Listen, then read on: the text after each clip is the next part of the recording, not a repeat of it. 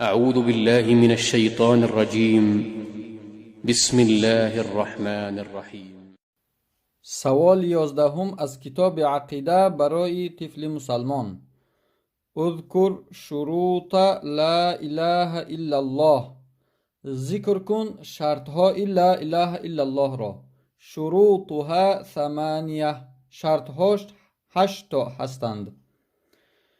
اول العلم، اليقين، الإخلاص، الصدق، المحبة، الانقياد، القبول، الكفر بما يعبد من دون الله. خب شرطهاش 8 هستند گفتیم. اول العلم، دانستن این که لا اله نیست معبود حق عبادت کردن بغیر از الله، اینا دانستن شرط و ضرور است.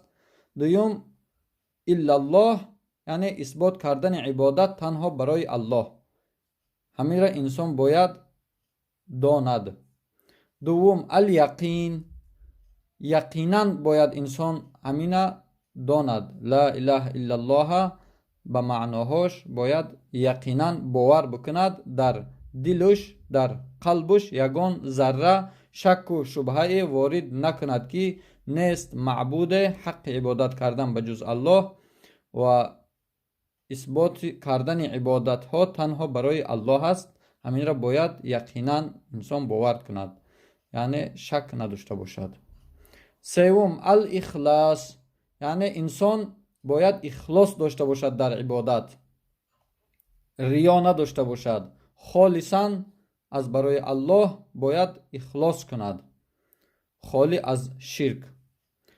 چهارم الصدق، یعنی انسان صدقاً باید باور کند، یگان ذره دروغی را در این کلمه چی در گفتن چی در عمل کردن باید راه ندهد، صدقاً باید باور کند، باور داشته باشد.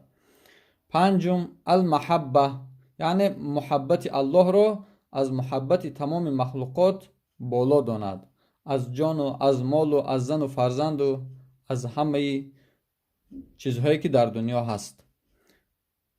ششم الانقیاد، یعنی تسلیم شدن به امر الله، به همین لا اله الا الله تسلیم شدن و سر فرود آوردن.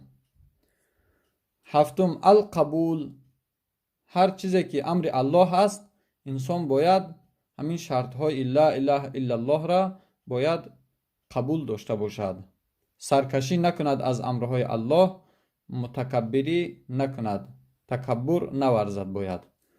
هشتم الکفر بما یعبد من دون الله، انسان مسلمان باید کفر ورزد با آن چیزهایی که عبادت کرده می شود از غیر الله، یعنی چی بت هست، چی انسان هست، چی مرده ها هست که انسان ها قبر پرستی میکنن و انسان ها بت ها را سجده میکنن و آتش پرستی میکنن و صورت پرستی میکنن و غیره.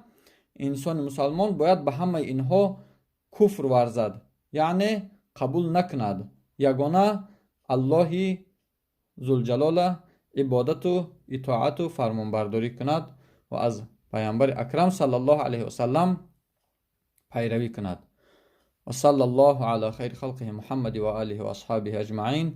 الله مهربان فرزندان ما و شما را عقیده صحیح و سالم اسلامی را آموختنش نصیب و روزی گردانده باشد. و السلام علیکم و رحمت الله و برکاته.